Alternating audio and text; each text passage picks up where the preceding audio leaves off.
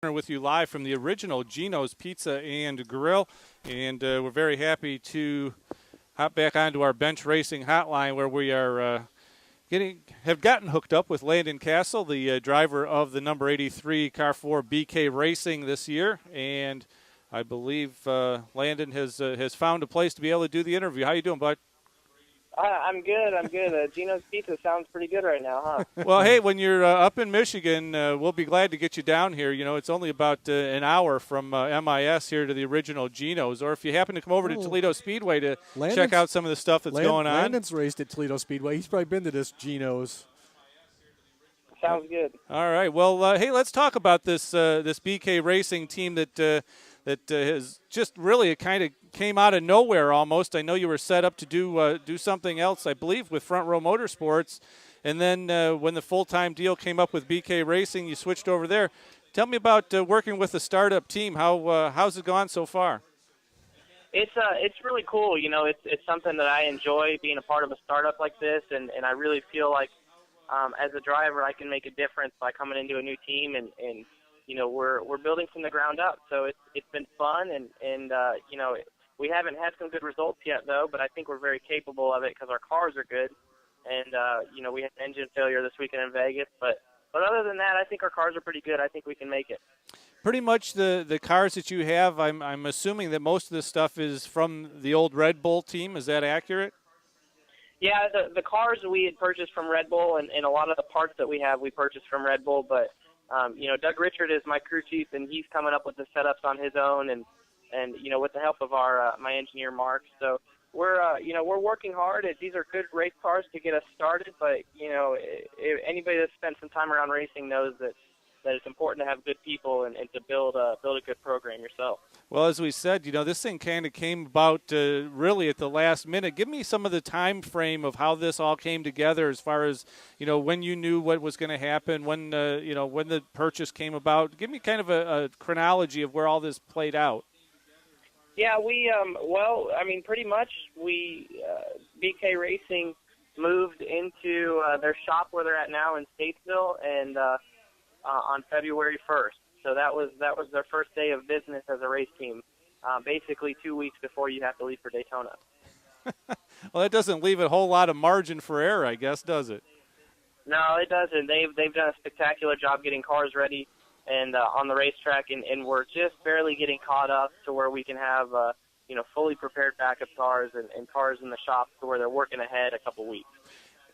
Seeing as this team did come together so late, was going out to the West Coast, was running the stuff in Las Vegas and in Phoenix, did that create a bigger problem, you think, because of the fact that you got started so late?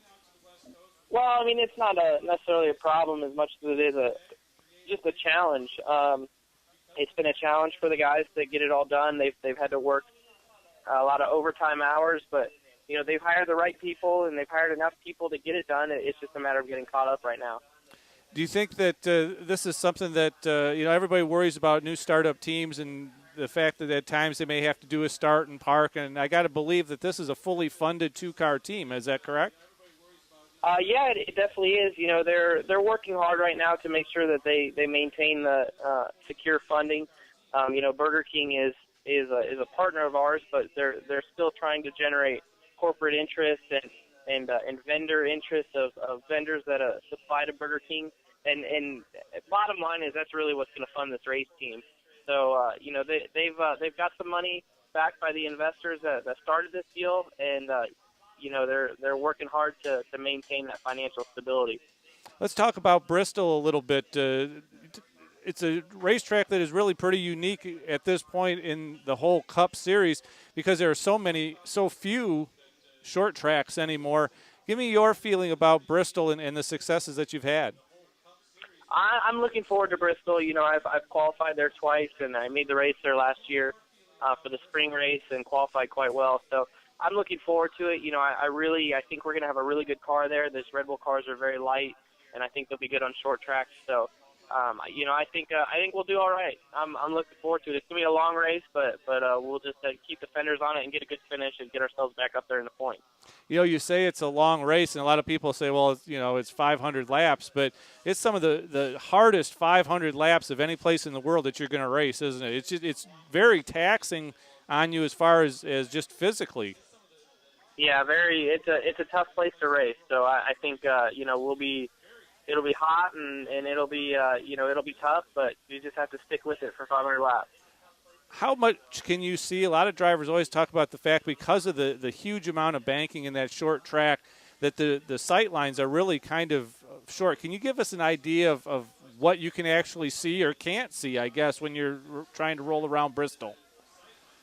Yeah, I mean, you're basically looking out at the top of the windshield. So it's a tough place to get around, but it's fast. Things happen fast, and you really got to be sharp and pay attention. There's been a lot of talk about the fact that it's a new Bristol. It's not your dad, your grandpa's Bristol, your father's Bristol. That the racing there is different than it was in the past. Do you have a frame of reference for it being different, or are you young enough that Bristol is just what Bristol is to you? Well, I grew up watching Bristol and the old Bristol, and I definitely know what it was like, from watching it. And there's definitely just a lot more side-by-side racing right now than there used to be at Bristol, and that's the biggest. That's a huge part of it. It used to be a one-group racetrack where you'd knock each other out of the way, but it's a lot more side-by-side racing now. Is it more of a strategic race, do you think? You say, back in the old days, it was knock somebody out of the way. Is it more of a strategic race, do you think, now? It might be, but these races, even when it's a crash fest, it's still strategic. I mean, you still have to, you got to take care of your equipment, and you've got to, you got to be fast. So it's just as strategic as ever, but. It might be more of a pit strategy game than it used to be. Landon, I don't think we'd be doing our job if we didn't ask you if the change to EFI this year has made any difference in what you see in the cars compared to what you drove last year in Cup. Yeah, it's it's definitely different. The engines feel different. I'm using a different engine than I ran last year. I ran Hendrick engines, and they were carbureted. So these are definitely different. It's something that I'm getting used to, and the engine builders are all getting used to as well. All right, before we let you go, I got to let you know that we've started our 64 Greatest NASCAR Driver Tournament. It's like a NCAA bracket tournament. We do have a play-in game this year, and I'm going to put you on the spot. Our play-in game is Danica Patrick versus Louise Smith. And the kicker is you can use whatever criteria you want to decide who's going to win this bracket. So we're going to put you on the spot. Who do you have advancing to the field of 64, Louise Smith or Danica Patrick? I'm sorry. I just missed you. Who are the two drivers again? Danica Patrick and Louise Smith. Louise Smith. Yeah, Louise. Now I don't have the whole biography here, but she won about 7 modified races back in the late 40s. I want to say in the 40s, yeah, and never had a Cup win, but ran I think 9 Cup races. No, yeah, she just passed away recently, yep, right? Yep, exactly.